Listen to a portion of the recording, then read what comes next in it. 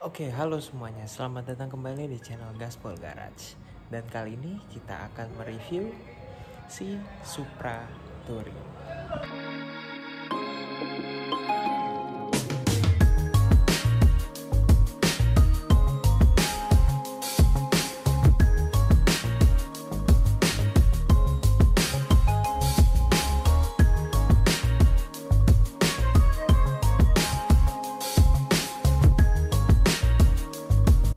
Oke, jadi di depan saya ini sudah ada Supra saya ya, dimana ini merupakan Supra X Helm In tahun 2013 berwarna hijau. Dan di sini saya mengubah-ubah dengan gaya atau aliran modifikasi touring ya. Kebetulan saya sudah memakai motor ini cukup lama ya. Jadi untuk review lebih lengkapnya lagi akan tetap terus kita tayangkan di channel Gaspol Garage. Nah, kita mulai dari depan dulu ya. Dari bagian depan sini tidak terlalu banyak perubahannya. Yang pertama itu penggunaan lampu dari Osram. Nah, ini ada 2 buah. Jadi lampu ini sudah menggunakan lampu LED, dimana menggunakan arus langsung dari aki atau arus DC. Lalu berikutnya setelah ubahan dari lampu, di sini pun saya menambahkan LED spotlight lagi ya dari 99 Q7. Nah, untuk review lengkap terkait lampu ini tentunya akan ada di video tersendiri. Lalu untuk di bagian depan sini pun juga tidak banyak ubahan ya, dimana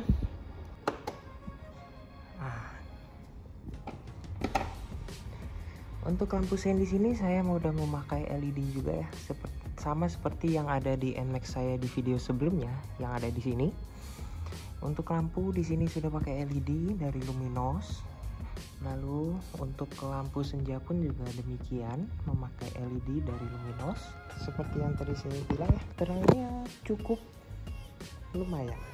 Dan ini pun juga tergolong center ya ketika memakai 2 buah lampu. Untuk area depan di sini sama juga, tidak terlalu banyak perubahan, dimana saya memakai kampas rem dari Elite yang dipasangkan pada kaliper bawaan dari Supra X itu sendiri. Lalu beralih ke arah dashboard. Ini pun juga tidak terlalu banyak ubahan, dimana sudah masih standar. Untuk lampu latar belakang di sini sudah saya ganti LED, termasuk lampu netral, lampu gigi. Saya ganti LED yang tujuannya untuk menghemat daya ya. Keuntungan menggunakan lampu LED pun juga tidak mudah panas, sehingga meminimalisir untuk terjadinya putus pada motor kalian. Lalu di sini saya pun menambahkan voltmeter yang memiliki 3 fungsi. Yang pertama itu untuk jam, lalu yang kedua itu untuk volt aki, voltase aki, dan yang ketiga itu untuk derajat. Dan di sini pun juga ada tambahannya berupa saklar, yang sayangnya saklar ini belum kita tempelkan karena masih copot ya. Belum kita tempelkan, yang untuk menyalakan lampu tembak dari Luminos. Oke, berlanjut ke arah belakang, sama di sini pun juga tidak ada perubahan. Dari bodi semuanya masih standar. Kenapa demikian? Karena di sini saya pribadi lebih mengejar kepada arah modifikasi minimalis. Jadi bisa terlihat jelas ya, di sini juga tidak terlalu banyak modifikasi. Hanya saja untuk area bagian belakang sini saya menambahkan bracket top box, yang bracketnya ini dari GP Sport. Lalu ada top mount dari Shark yang biasanya saya tempelkan dengan box Shark SH42. Nah, di sini pun juga ada kaitannya atau hook, yang tujuannya ketika nanti membawa barang ataupun helm ataupun apapun itu bisa ditaruh di belakang sini dengan aman. Nah, dan tidak kalah ketinggalan, di sini pun juga ada bracket yang sayangnya plastiknya ini sudah pudar sehingga tinggal tersisa besi saja. Besi ini pun juga cukup berguna jika kalian mau membawa galon ataupun barang apapun di depan sini. Dan ya seperti biasa ya, motor-motor yang lainnya ada hook, sini pun ada hook. Yang memang motor ini tujuannya untuk terkadang membawa barang, ataupun saya pakai untuk daily, ataupun sesekali untuk touring. Untuk menunjang kenyamanan saya saat touring juga, saya menggunakan plastik seperti ini ya, yang ini pun juga tersedia di dealer Honda. Dengan tujuannya apa? Ketika kita berjalan jauh, ini kita akan tetap bertahan dengan gasnya. Jadi sensasinya itu seperti kalian menyalakan cruise control pada mobil, sehingga ketika kita berjalan itu tidak akan membuat tangan kita pegel, serta nyaman juga untuk dipegang. Dan yang terakhir untuk sisi ubahan yang lainnya, yaitu pada penggunaan klakson yang letaknya ada di dalam sini. Saya menggunakan klakson dari Denso waterproof ya, seperti ini, yang tujuannya juga sama ya, seperti yang saya sebutkan di video NMAX sebelumnya, dimana untuk penggunaan city ride ataupun touring itu pun akan sangat berguna. Berlanjut untuk sisi drivetrain, di sini pun juga tidak ada ubahan sama sekali. Untuk motor ini pun sudah berjalan sekitar 67.000 km ya.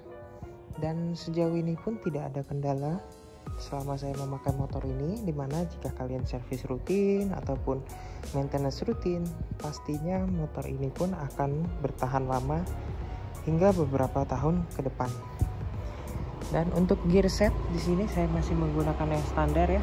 Mengapa saya menggunakan standar? Karena saya rasa untuk gear set standar ini pun sudah cukup, dimana sebelumnya saya menggunakan rantai dari Triple S, dan saya rasa itu terlalu overkill ya untuk di motor ini. Jadi saya kembalikan ke gear set standar, yang mana gear set standar pun juga sudah cukup untuk penggunaan harian ataupun touring ya. Itu depend untuk masing-masing orang, karena untuk saya yang beratnya 80 kilo, saya merasa nyaman dengan tenaga yang standar dari motor ini.